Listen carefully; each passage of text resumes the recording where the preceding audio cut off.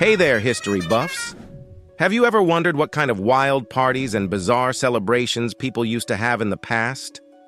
Today, we're diving into some of the weirdest and most outrageous celebrations ever recorded. So buckle up because things are about to get festive.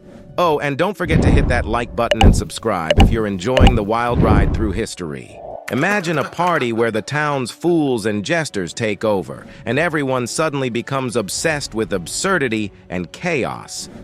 Welcome to the Feast of Fools, one of medieval Europe's weirdest traditions. During this wild celebration, held around New Year's, everything was turned upside down. Priests would be replaced by clowns, and church services became comedic shows filled with crude jokes and ridiculous antics. It sounds fun, right? But here's the crazy part. This celebration took place inside churches.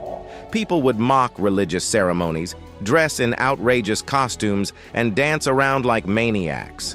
One could say it was like medieval karaoke night, except with a lot more sacrilege. Eventually, the church authorities got fed up with this wacky tradition, and it was banned. But while it lasted, it was the perfect excuse for people to let loose and embrace their inner fool. Now let's take a trip to Spain for a festival that's as odd as it sounds. El Colacho, or the Baby Jumping Festival. Yeah, you heard that right. Grown men, dressed as devils, literally jump over babies. Don't worry, no babies were harmed, hopefully, in the making of this festival. This bizarre event takes place every year in the small town of Castrillo de Murcia as part of a celebration of Corpus Christi. The men, representing evil, leap over newborn babies lying on mattresses in the streets. Why?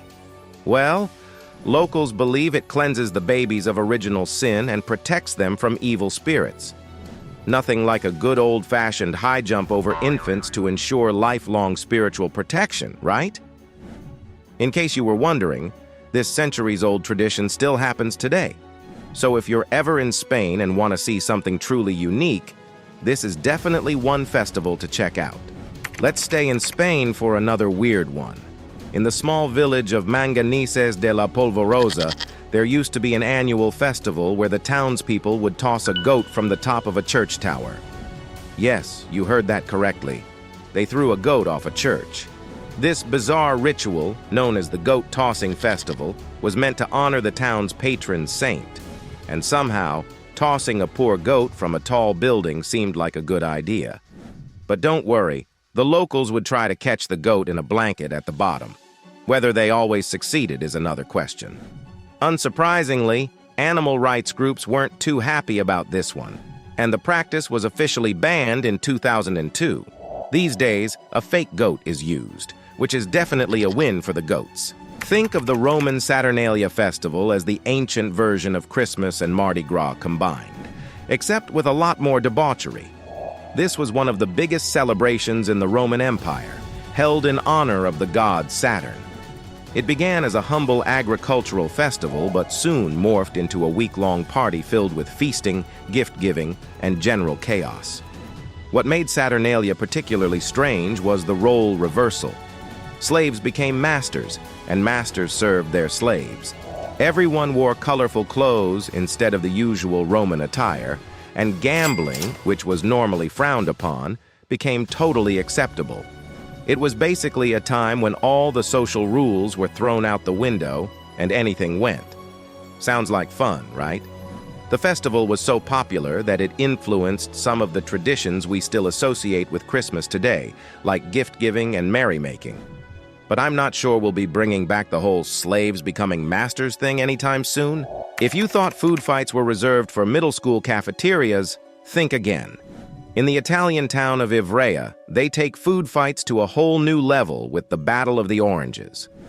During this annual festival, which dates back to the 12th century, thousands of participants engage in a full-blown orange-throwing war in the streets. Why oranges? Legend has it that this tradition stems from a historical rebellion when the people of Ivrea revolted against a tyrant. The oranges symbolize weapons used in the fight for freedom, and now, every February, the townspeople divide into teams and pelt each other with oranges. Think of it as Italy's version of a snowball fight, except with citrus fruit. It's messy, chaotic, and a little sticky. But hey, who doesn't want to get hit in the face with an orange in the name of tradition? And that's it for today's episode.